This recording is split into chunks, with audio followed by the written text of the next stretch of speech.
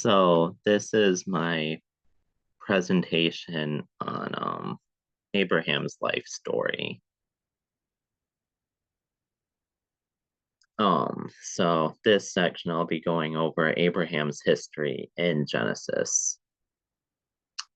So, like I said in this presentation, I will give some information about Abraham's family history as well as touch on some of the most important stories of Abraham's family and life that took place in Genesis. And that will hopefully give you an idea as to the importance of the covenant between Abraham and the Lord, which we've seen demonstrated in later stories.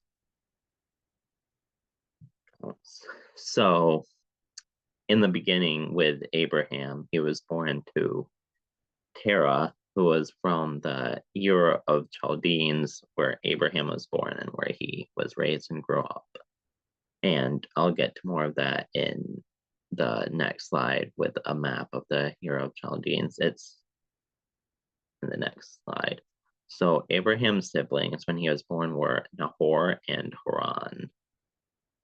Um, the Lord brings Abram from the Ur of Chaldeans, a childhood home, to the promised land of Canaan, where Lot is also accompanies Abram to Canaan. So Abram is told by the Lord, this is kind of the beginning of the great covenant between Abraham and the Lord, that Abram will be made into a great nation, that he will be made into the father of a great nation through his offspring, and that basically those who bless him will be blessed, and those who curse him will be cursed.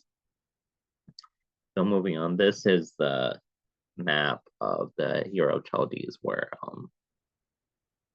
Abram grew up, and this is kind of the speculative. So the brown part, so like Assyria, this is thought to be like Mesopotamia, so like the ancient version of like Iraq, basically. And so he went from here to Egypt, which I'll get to in the next slide, and then back to the Ur Chaldeans, and then to the promised land of Canaan with his wife Sarah, then Sarai. So in Genesis 12:10 through 20, Abram goes to Egypt as a result of the famine in Egypt being so severe. So he brings Sarai to Egypt, but he doesn't tell the Pharaoh or the Pharaoh's people that Sarai is his wife, and instead tells them that she is his sister, so that he will be spared and not killed, and that she will not be killed either. But the Lord hears of this and becomes very angry and inflicts great diseases upon the Egyptian people, which is not to the degree of the 10 plagues, but still pretty serious.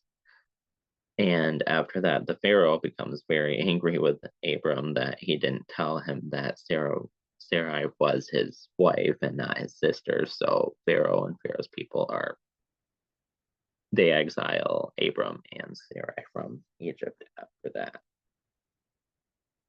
So the Lord's covenant with Abram. So we talked before about how he was told that he would be the father of a great nation through his offspring. And the Lord then tells Abram that he will have more descendants than than there are stars than there are stars in the sky of heaven, which is pretty big promise. And Abram believes him, and because of his great faith, but Sarai is skeptical because she has passed the childbearing age, the menopausal age, and even going as far as to laugh at the idea of bearing a child at her age, which represents the lack of faith that Sarai had in the Lord. She didn't believe that he could do this, which he tells her that anything is possible through the Lord, and that she will give birth. And then Sarai makes Abram sleep with her slave girl Hagar to begin their family, as the attempt to begin their family. So Hagar runs away from Abram and Sarai after this, after she has become impregnated with Abram's child. So the Lord stops Hagar and directs her to go back to Abram, and that her child Ishmael will be a very wild child, wild donkey, and that he'll live against everyone and just basically estranged, but he does become estranged to them because of his behavior and everything. Abram's name is later changed to Abraham, and Sarai's name is changed to Sarah by the Lord. So Abraham goes through many tests of faith through Genesis, and one of them is that he is told that he will have to go through circumcision as well as his offspring will have to go through circumcision. And he is told by the Lord, after being told earlier about the family, that Sarah will give birth to a child. Sarah gives birth to that child, and his name is Isaac, named after laughter. And in Genesis 21, 1 through 7, it tells the story of how Isaac, as part of that covenant with the Lord, was circumcised, as was mentioned by the Lord, that Abraham and his offspring will go through circumcision. So in Genesis 22 through 22, 1 through 14, Abraham's faith is tested through being told to sacrifice Isaac as a burnt offering on the altar, which is a great faith, test of faith in the Lord because that's his son, so he doesn't want to sacrifice Isaac, but he does, and the Lord tells him to stop. And since it was a great demonstration in how Abraham had fear in the Lord and that he trusted in the Lord, that he didn't have to sacrifice Isaac. So, which leads me, which I'll talk about more about that later. And so Sarah lived to be 127 years old, so pretty old age, and dies before Abraham in Karath Arba in the land of Canaan. And her legacy is left behind as the mother of Isaac and the mother of nations, and that will be in later books explored upon more. And Abraham dies at the age of 175 years and is mentioned by having a fulfilled life by the Lord, that he has fulfilled and, he has done everything, and, he is satisfied with what he has done. And he, of course, is mourned by Isaac and Ishmael, who at this point is the estranged child as they bury Abraham.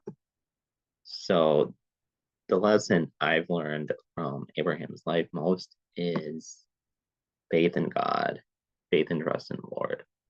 So if there's anything I've learned from the story of Abraham is faith in God for sure. That's what made Abraham leave his childhood home, the Ur of Chaldeans, to go to Canaan, the promised land, with his family, with his wife, with Lot, and that he, through the covenant, Abraham had much faith in the Lord, and that he knew that the Lord would not break their covenant so long as Abraham did not break that covenant. And as I mentioned before, sacrificing Isaac as a burnt offering is, to me, one of the most prominent examples of Abraham's faith in the Lord that we can learn from, that even sacrificing his own son for the covenant, and that he was shown that he was afraid of the Lord. So that's kind of what we've heard, is we will put the fear of God into you, and we've heard different things like, may the fear of God strike you in your heart. And we say that because of the fact that the Lord is not an evil being. He does negative things when his people are harmed, or he has to. So,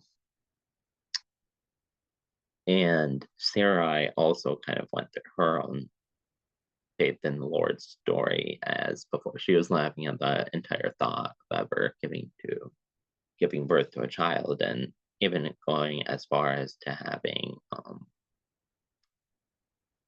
Abram sleep with Hagar. But Sarai, after Isaac was born, definitely would have found a new faith in the Lord as Abraham did. So overall, I believe this shows us as Christians how important faith